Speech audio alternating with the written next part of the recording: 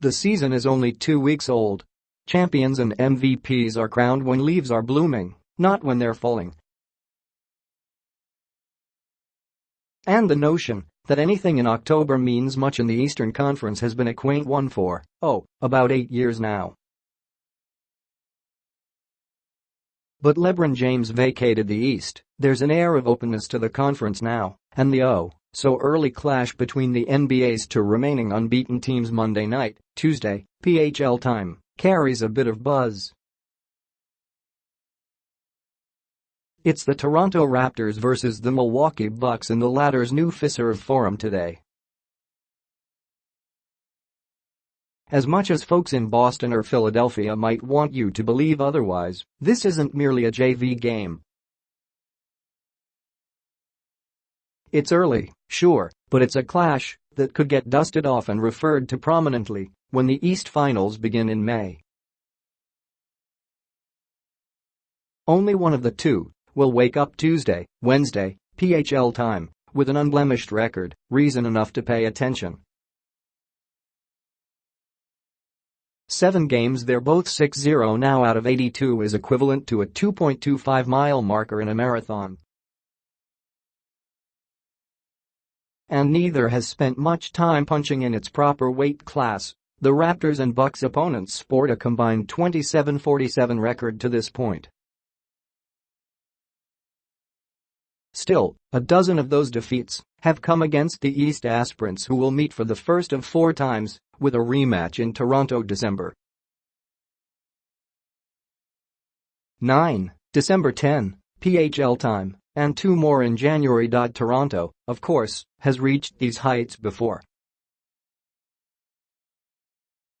It has finished first 4 times, or second, once, in the Atlantic Division for 5 straight seasons and was No.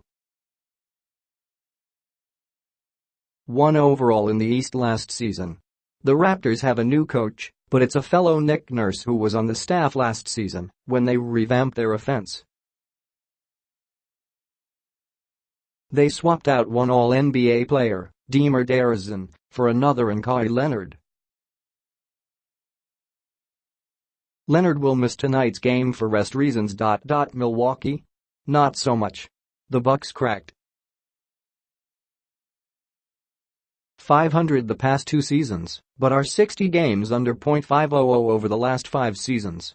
Last season was a wasted year instead of the big bold step forward the franchise craved. It is the team with a new coach and staff. Mike Budenholzer bringing an unabashed commitment to the 3-point game from Atlanta. It has several new faces to aid in that transformation, including Ersan Ilyasova, Brook Lopez and rookie Dante DiVincenzo. Returnees such as Chris Middleton and even John Henson are shooting with the arc in mind too. Then there's Giannis Antetokounmpo, whose fast start and burgeoning game should render the flashy new arena as one of Milwaukee's subplots, not needed for any honeymoon effect.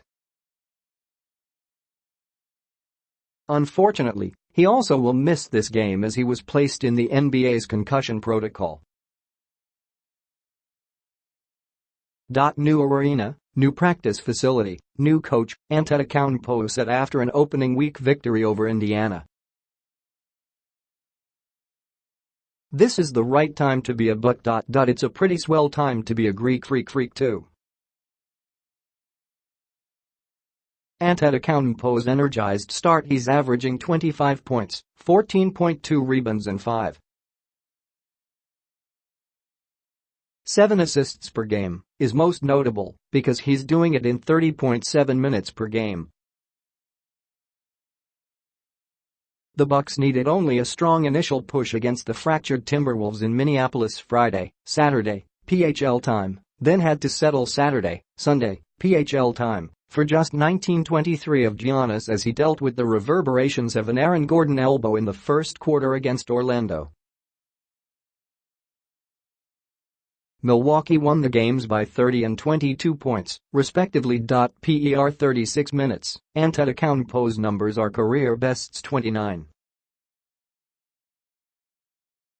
3 ppg, 16.6 rpg, 6.7 app and 2 bpg, and his usage rate, 36.7%, tops the league.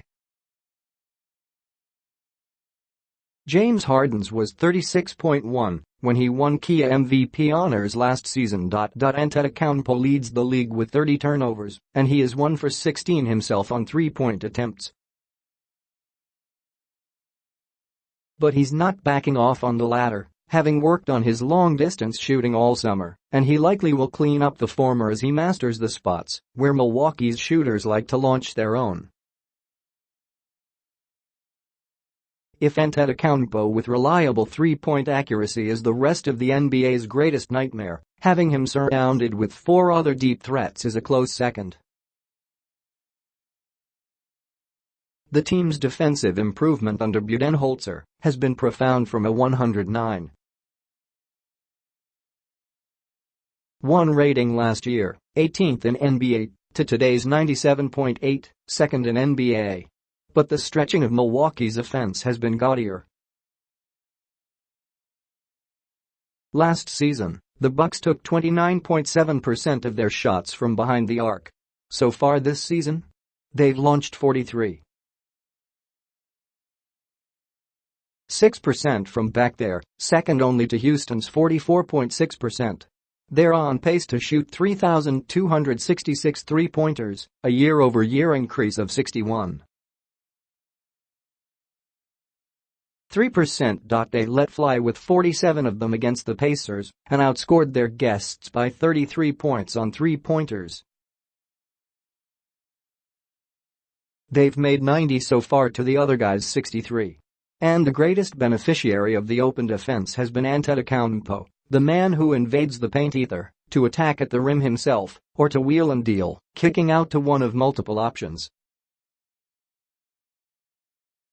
"One man can't stop him all by himself," said Indiana's Victor Oladipo. "We need to load to him. Once he finds his rhythm he starts finding guys." Said Pacers reserve Doug McDermott. "It's a 5-man job. We weren't plugging the gaps, and that's what you have to do against him. You have to pick your poison a bit though, because they have a lot of shooters now." Milwaukee has weapons, Toronto has experience and new looks, neither of them has a defeat, and folks in the East have some new alphas to watch.